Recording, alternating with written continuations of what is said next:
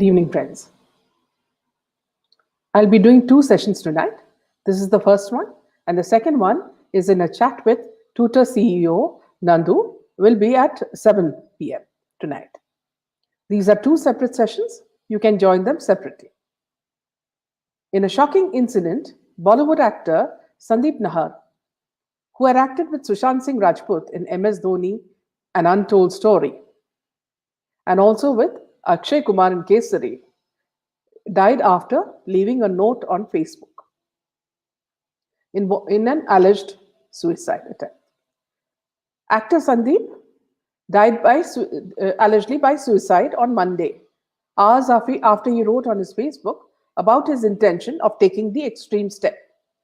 Nahar, a Mumbai resident, was declared dead when he was taken to SRB hospital in Goregaon West earlier in the evening. His body has gone for a post-mortem, a doctor from the hospital said. In his long Facebook post, Nahar accused his wife of 2 years, Kanchan, and mother-in-law of relentlessly harassing and blackmailing him. The actor, who was also seen in Alt Balaji's Kehne Ko Humsafar Hai, which is Ekta Kapoor's production house series, said that he and his wife were in an unhealthy relationship which was riddled with constant fights and arguments. The actor wrote that he had thought of suicide as a solution before this too, but decided to give things some time in hope of a change in his marital life. Now, I'll have to take this step happily, as life has only shown me hell. Actor Sandeep Nahar, who worked in Sushant Singh Rajput, starrer MS Dhoni, The Untold Story, and Akshay Kumar's Kesari, posted this video in Facebook. In the note, he stated that he was going to die by suicide.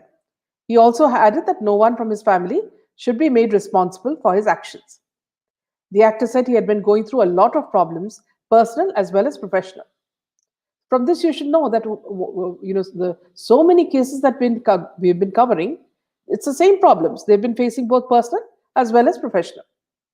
According to an update, the Mumbai police has lodged a case, and the matter is currently under investigation. The cops are now waiting for the post-mortem report.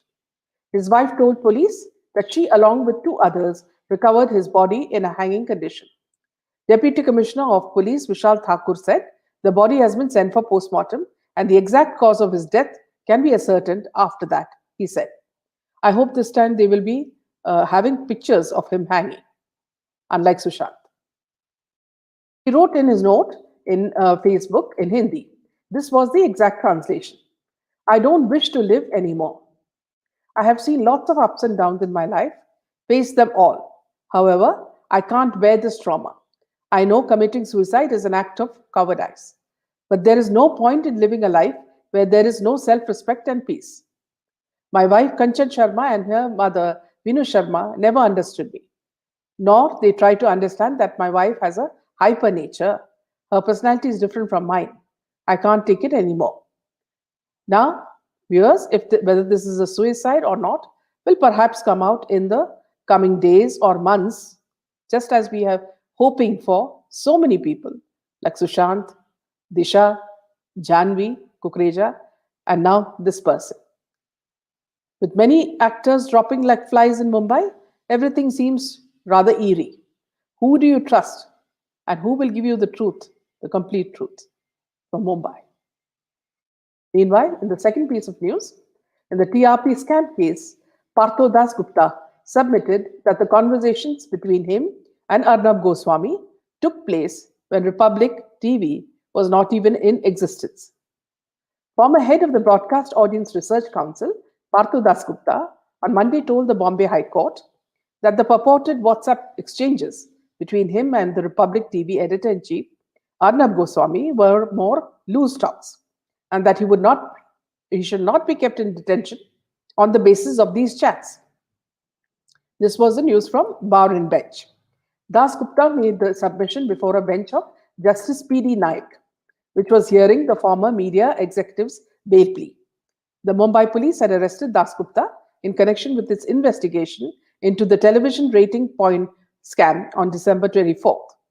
The police have alleged that Goswami bribed Das Gupta with lakhs of rupees to ramp up Republic TV's viewership.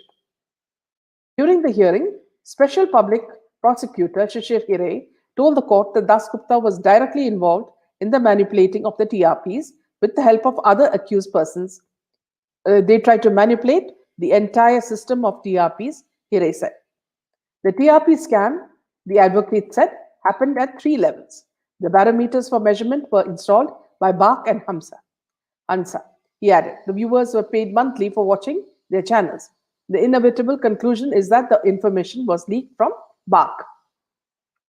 Justice Naik then asked if Das Gupta was the one who had leaked the information, to which Hire said, that seemed to be the inevitable conclusion. There is a full involvement of Das Gupta, the advocate said. For a few crores, he allowed the TRPs to be manipulated. Hire added that the WhatsApp chats between Das Gupta and a certain owner and anchor of a TV channel, which were accused by the crime branch of the Mumbai police, show the two also discussed matters concerning national security. Adabad Ponda, appearing for Das Gupta, contended that the chats in question are not admissible as evidence. Regarding WhatsApp chats, I will only say it's loose talks. The advocate said, those are not admissible and need corroboratory evidence.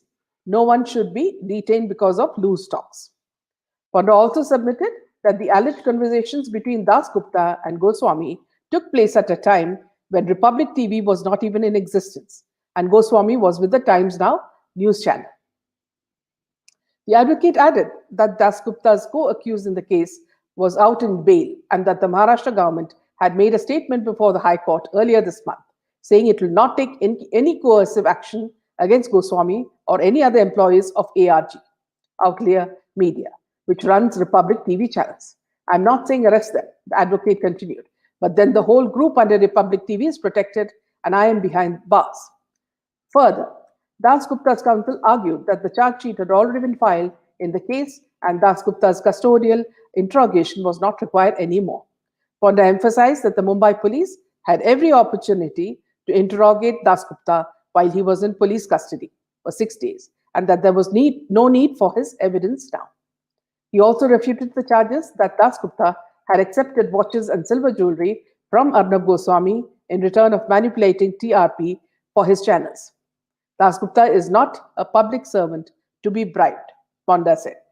While concluding his submissions, Ponda submitted that it would not be ignored that Das Gupta suffers from severe medical conditions which could cause him difficulty while in judicial custody. That's all for now, viewers.